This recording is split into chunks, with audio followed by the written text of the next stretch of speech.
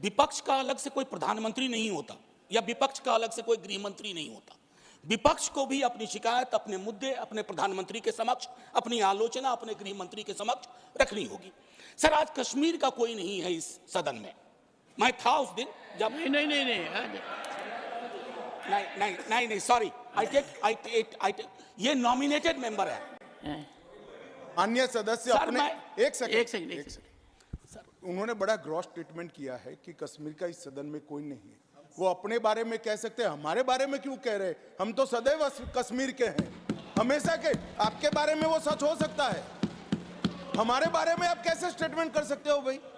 आप कह दो मैं कश्मीर का नहीं हूं, कश्मीर के लिए नहीं हूं, मगर मैं इस देश का कश्मीर से लेकर कन्याकुमारी और द्वारका से लेकर नॉर्थ ईस्ट तक हर व्यक्ति का कश्मीर है और हर कश्मीरी का देश है।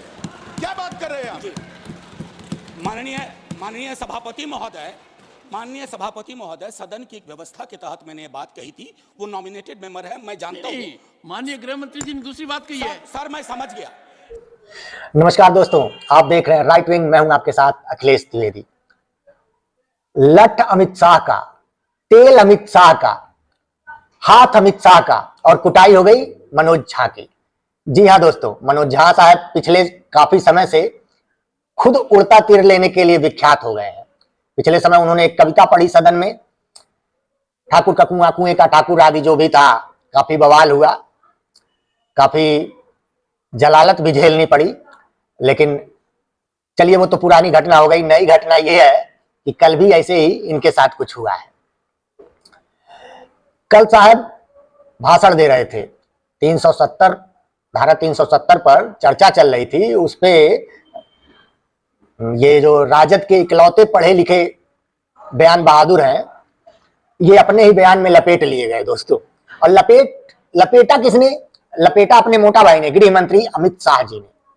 खैर, ये तो सबको मालूम है कि जब अमित शाह जी किसी को लपेटते हैं तो किस हद तक लपेटते हैं। और खासकर वो जब आप जानबूझकर उनके रास्ते में आने की जरूरत करें, उनका रास्ता काटने की जरूरत करें, तो फिर क्या होता है आप सब जानते हैं, रौद दिए जाते हैं। वही हुआ कल झा साहब के साथ। झा साहब ने चर्चा के दौरान ही कहा कि इस सदन में कश्मीर का कोई नहीं है। सुनिए उन्होंने क्या कहा। विपक्ष का अलग से कोई प्रधानमंत्री नहीं होता या विपक्ष का अलग से कोई गृह मंत्री नहीं होता। विपक्ष को भी अपनी शिकायत, अपने मुद्दे अपने प्रधानमंत्री के समक्ष, अपनी आलोचना अपने गृह मंत्री के समक्ष रखनी होगी। सर, आज कश्मीर का कोई नहीं है इस सदन में। मैं था उस दिन जब नहीं सॉरी, ये नॉमिनेटेड मेंबर है। यही उनकी गलती थी। अमित शाह जी ने उनको आड़े हाथों लेते हुए उनको समझाया कि भाई साहब, ये अपने बारे में आप बोल सकते हैं, आप अपने बारे में बोलिए, आप कश्मीर के नहीं है या कश्मीर को अपना नहीं मानते हैं वो बोलिए, लेकिन हम तो सदैव कश्मीर के हैं, आप हमारे बारे में ऐसा नहीं बोल सकते हैं। कश्मीर से लेकर कन्याकुमारी तक भारत का एक एक नागरिक कश्मीर का है और कश्मीर उनका है और एक एक कश्मीरी का पूरा भारत देश है। अन्य सदस्य अपने एक सेकंड सर, उन्होंने बड़ा ग्रॉस स्टेटमेंट किया है कि कश्मीर का इस सदन में कोई नहीं है। वो अपने बारे में कह सकते हैं, हमारे बारे में क्यों कह रहे? हम तो सदैव कश्मीर के हैं, हमेशा के। आपके बारे में वो सच हो सकता है, हमारे बारे में आप कैसे स्टेटमेंट कर सकते हो भाई? आप कह दो मैं कश्मीर का नहीं हूं, कश्मीर के लिए नहीं हूं, मगर मैं इस देश का कश्मीर से लेकर कन्याकुमारी और द्वारका से लेकर नॉर्थ ईस्ट तक हर व्यक्ति का कश्मीर है और हर कश्मीरी का देश है। क्या बात कर रहे हैं आप? माननीय सभापति महोदय, सदन की एक व्यवस्था के तहत मैंने ये बात कही थी। वो नॉमिनेटेड मेंबर है, मैं जानता हूँ। माननीय गृह मंत्री जी ने दूसरी बात कही है। सर, मैं समझ गया। दोस्तों, पता नहीं बार बार ये लोग क्यों भूल जाते हैं, या राज्यसभा सांसद अपने झा साहब क्यों भूल गए। उनको अमित शाह का वो पुराना बयान, जिसमें अमित शाह ने कहा था कि हम कश्मीर के लिए जान तक दे देंगे, याद नहीं रहा। उनके सामने कश्मीर को लेकर ऐसी टिप्पणी करोगे तो ये कम्बल कुटाई तो होगी। और कंबल कुटाई ऐसी कि बाहर आके रोना पीटना सब चालू हो गया। खैर वो तो इन लोगों की पुरानी आदत है, जब कूटे जाते हैं, जब ठोके जाते हैं, जब जलील किए जाते हैं तो बाहर आके ऐसे ही बेतर्कों की सफाई पेश करते हैं, कुतर्क जिसको कहा जाता है।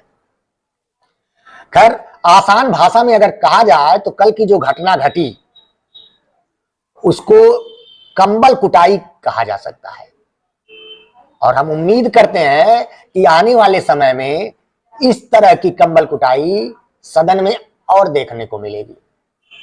ऐसे दृश्य लगातार सामने आएंगे, मनोरंजन में कोई कमी नहीं रह जाएगी। मनोरंजन होना चाहिए, बाकी न्यूज व्यूज तो चलती रहती है, लेकिन इस तरह के मनोरंजन भी आने चाहिए, जनता का मनोरंजन होना चाहिए। देश के साथ खिलवाड़, देश की एकता के साथ खिलवाड़, देश की अखंडता के साथ खिलवाड़, देश की सुरक्षा के साथ खिलवाड़, ये मान्य नहीं है। अमित शाह जी ने राज्यसभा सांसद राजद के जो इकलौते पढ़े लिखे मालूम होते हैं, मनोज झा जी, उनको यह पाठ अच्छे से सिखाया है कि देश एक है, देश की अखंडता के खिलाफ कोई जाएगा तो उसको इसी तरह रोका जाएगा, इसी तरह टोका जाएगा। दोस्तों धन्यवाद दोस्तों, जय हिंद।